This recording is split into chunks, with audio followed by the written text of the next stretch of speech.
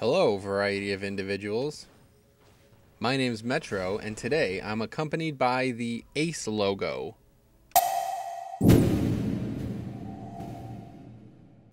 Yeah, okay, anyway. So today we're going to talk about the LoL honor system. Now, you might have seen a video I did a few months back before MOP came out even. And I said one specific thing. The community needs to change or I'm done with this game for good, permanently. And I came back, I've reinstalled recently, but one great change I think they did actually listen to a lot of constructive criticism on was the honor system. So we're going to talk about that. I think it's going to make some really good shifts in the community's attitude. Let's put it that way. They'll still be the idiots, but what are you going to do? You only got 13 years of age, you know? So anyway, talk about how it works. Okay, a lot of strange conceptions on this. People have a bit of a confusion around it, so we'll talk about just first how it operates and my opinions on it. Okay, so the actual system, this is how it works. This is the interface for it. Just like you could report somebody after a game, there's going to be a green thumbs up icon next to their name. You could pick, you can click it. There's going to be 4 options. Okay, there's going to be teamwork, honorable opponent, helpful, and friendly. Now you pick whichever one you want based on the game, however you feel, but just be aware of this. Okay, at some point, we'll talk about that in a bit, but the amount you accrue will add up to reward you for as a visual indicator on your character's pane, right? So you know when you log in or you load into a game and you know you've got the pane with your character, you know what I mean? There'll be a little flap over it, like a little banner, right? It's called a honor banner or ribbon.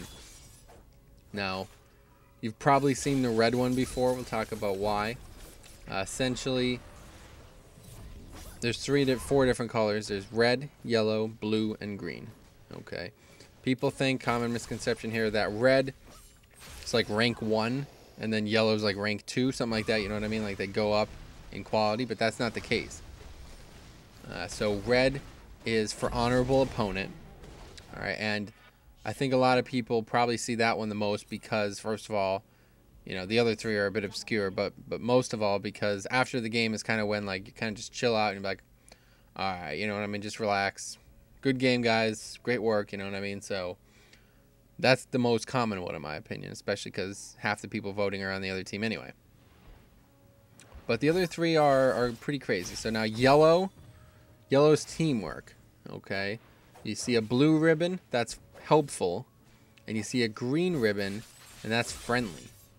All right, now people aren't wrong in saying that the other 3 are a bit more prestigious, but they're not actually a real ranking. It's just the fact that, I mean, how often do you really say somebody was helpful or friendly? You know what I mean? It doesn't happen as much as the other ones, that's for sure, especially honorable opponent.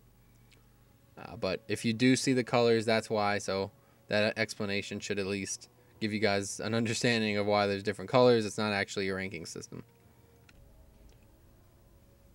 Another common thing, you know, another common misconception, big part of this picture is how often, you know, how many you need to get basically before you get the ribbon. Common misconception is that you need to say get 25 or like, oh, well, I've gotten 50 and I don't have it, but my mate has 15 and he has it. Well, here's how it works, okay? There's a hidden algorithm in behind the scenes that kind of does this for you. First off, it's not about how many you have. It's about the density, how often you get them. Okay, so say I play 15 games and Silo plays 50 games. Okay, I get 14 out of 15 honor, as I should, and Siler only gets 14 out of 50 honor, which is pretty realistic. And, you know, we both have the same, but because I have in a higher density, mine count for more. So that's factor number 1. Now, it's not necessarily cut in stone how many you, quote-unquote, need actually before you get a ribbon, but this is what factors into it. Okay? Second major factor, who gave you the honor? So say, once again, me and Siler are playing games, and we just keep trading. I'd give him some, he gives me some, you know, stuff like that. We just keep going back and forth. That's not necessarily a good thing, because the true value system is going to say, well, this dude's just keep giving this Metro guy mad honor, you know what I mean? We don't count that. Discount that. Check that off. So, you know what I mean? Don't encourage. Don't ever go into a game trying to get the honor. Just play like you want to play, and if you get it, you get it. But just realize that it's not only based on that, but it's also based on who has given it to you, besides just friends and stuff like that. Say somebody who's got like tons of honor, like 50 in each category. If they honor me, right? Somebody who's got low honor, I get boosted. I get tons of true value honor, whatever it's called. Okay, so that's essentially how it works. Now, I mean, there's ways around it, I guess. There's probably people out there abusing it, but at this point in time, there's no real reason to abuse it unless you want a little yellow tag next to your name, which is cool, I guess.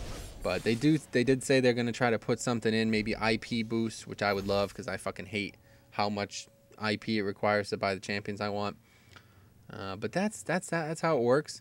Talk a bit about how I think it's gonna change the community, interact with the community. Yeah, so like I said, if you see that video, if you saw the video a few months ago, I definitely called this. I said they need to make changes or I'm done. You know what I mean? And it's they've done something. This is a good thing. I think if they could really put some incentive in for people to get honor. The thing about it is there's no incentive to give honor.